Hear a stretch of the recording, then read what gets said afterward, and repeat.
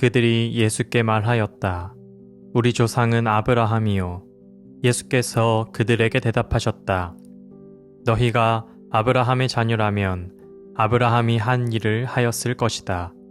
그러나 지금 너희는 너희에게 하나님에게서 들은 진리를 말해준 사람인 나를 죽이려고 한다. 아브라함은 이런 일을 하지 않았다. 너희는 너희 아비가 한 일을 하고 있다. 그들이 예수께 말하였다. 우리는 음행으로 태어나지 않았으며 우리에게는 하나님이신 아버지만 한 분 계십니다. 예수께서 대답하셨다. 하나님이 너희의 아버지라면 너희가 나를 사랑할 것이다. 그것은 내가 하나님에게서 와서 여기에 있기 때문이다. 내가 내 마음대로 온 것이 아니라 아버지께서 나를 보내신 것이다. 너희는 너희 아비인 악마에게서 났으며 또 그 아비의 욕망대로 하려고 한다. 그는 처음부터 살인자였다. 또 그는 진리 편에 있지 않다. 그것은 그 속에 진리가 없기 때문이다. 그가 거짓말을 할 때에는 본성에서 그렇게 하는 것이다. 그는 거짓말쟁이이며 거짓의 아비이기 때문이다. 하나님에게서 난 사람은 하나님의 말씀을 듣는다. 그러므로 너희가 듣지 않는 것은 너희가 하나님에게서 나지 않았기 때문이다. 요한복음서 8장 39절에서 42절, 44절, 47절 말씀. 혹시 이런 말을 들어봤거나 해보신 적이 있으신가요? 교회 다니는 사람이 더해. 이 말 속에는 사람들의 깊은 실망과 체념이 묻어 있습니다. 사실 예수 믿는다는 사람들이 믿음 없는 분들보다 더 심하면 안 되지 않습니까? 그래도 세상보다는 조금 더 따뜻하고 조금 더 정직하고 조금 더 함께 살아가는 모습이 보여야 할 텐데 어쩌다가 우리 믿는 사람들이 그 정반대의 말을 듣게 되었을까요? 물론 언론에 오르내리는 극단적인 사건을 예로 들 수도 있겠지만 꼭 그렇게까지 가지 않아도 됩니다. 우리가 성경을 통해 귀로 듣고 눈으로 보고 또 마음에 새겨 배웠던 태도와 가치들이 평범한 일상에서는 쉽게 무너져 버리는 것을 서로 공감하기 때문입니다. 삶에서 어렵지 않게 확인하는 불친절한 말투, 이익 앞에 눈을 감아버리는 태도들이 낯설지 않은 것입니다. 저 역시 그 대열에서 자유로울 수 없습니다. 오늘의 성경 말씀에서 예수님도 비슷한 실망감을 나타내십니다. 사람들은 자신을 아브라함의 자손이라고 자랑했습니다. 그 사실이 자기들의 신앙의 보증수표라고 여겼습니다. 그러나 예수님은 그들에게 단호하게 말씀하십니다. 너희가 아브라함의 자녀라면 아브라함이 한 일을 하였을 것이다. 무슨 의미이겠습니까? 혈통이나 소속이 중요한 게 아니라는 겁니다. 아무리 당당하게 나는 아브라함의 자손이다 말해도 그 말에 걸맞은 행동을 하지 않는다면 아브라함과는 아무 관계가 없는 사람입니다. 사람의 정체성을 정해주는 것은 핏줄이 아니라 삶의 모양새입니다. 이 이야기를 오늘 우리 시대에 가져오면 어떨까요? 단순히 교회를 열심히 나가고 성경에 적힌 문장 하나하나에 고개를 끄덕이는 것만으로 내가 하나님의 사람이라고 말할 수는 없습니다. 그것은 어쩌면 자기 위로일지도 모릅니다. 예수님은 분명히 말씀하시지요. 그 사람이 누구에게서 났는지를 보여주는 것은 믿음을 들고 서 있는 것이 아니라 그 믿음이 삶에서 어떤 흔적으로 남는가에 달려 있습니다. 우리도 속을 조금만 들여다보면 자신이 내린 결정들이 사실은 나의 욕망에 이끌려 나온 것이 많다는 걸 깨닫게 되지요.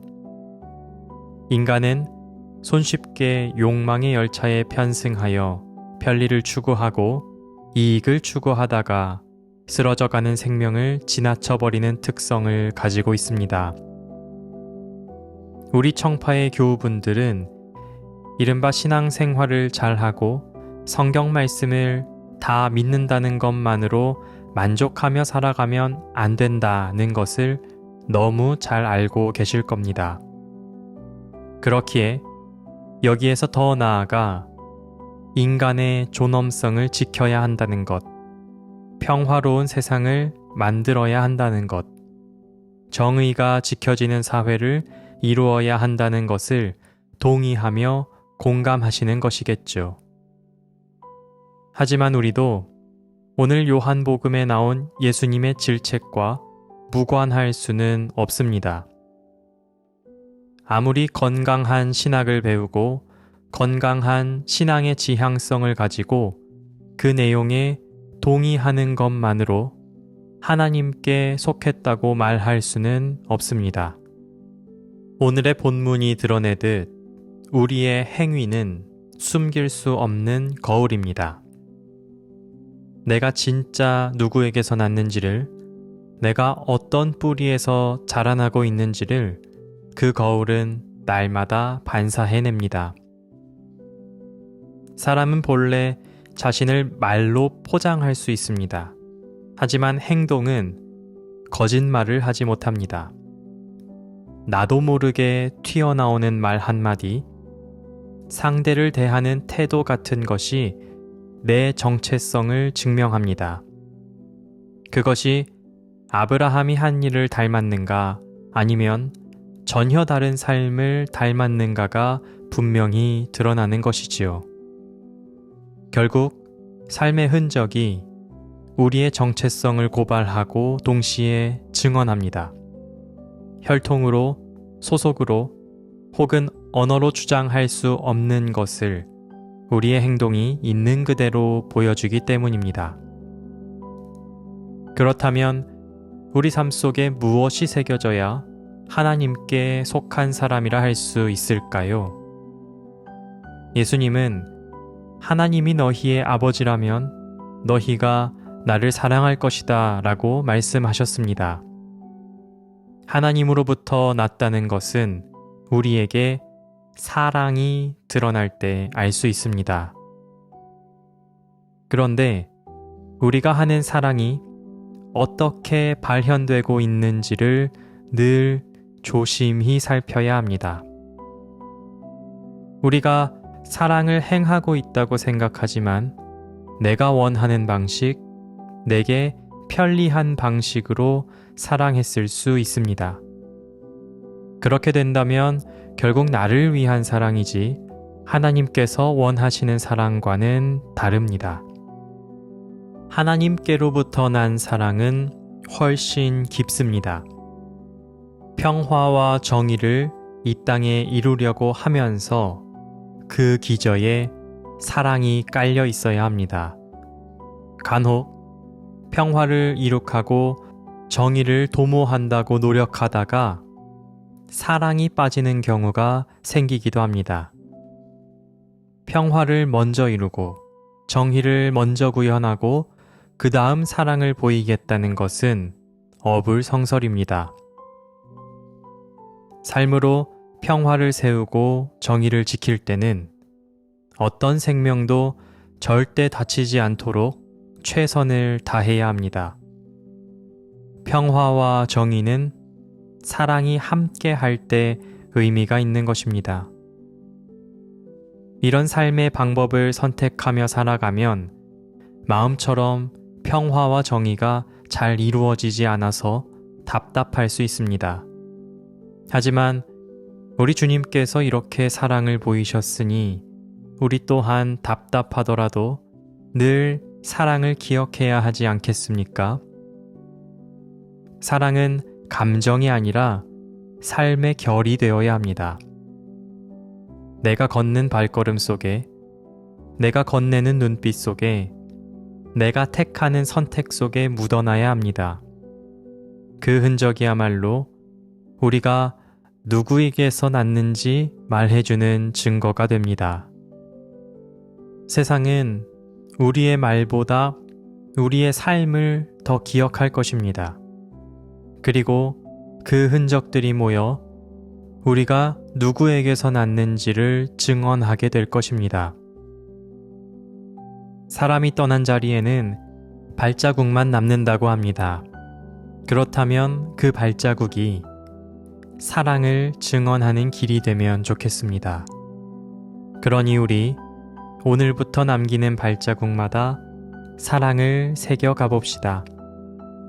그 길에서 우리는 분명히 하나님께 속한 사람, 하나님께로부터 난 사람으로 증언될 것입니다.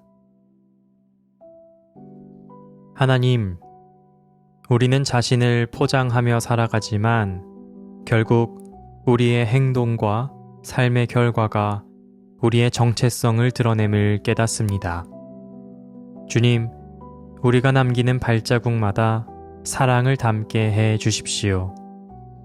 평화를 말하면서 사랑을 놓치지 않게 하시고 정의를 지키면서도 생명을 해치지 않게 하시며 일상에서 사람들을 존중하는 태도를 늘 잊지 않게 도와주십시오. 세상은 우리의 말보다 우리의 삶을 기억합니다. 우리가 걸어간 흔적이 누군가에게 위로가 되고 또 다른 이에게는 용기가 되어 우리가 주님으로부터 난 사람임을 증언할 수 있게 해 주십시오. 아멘.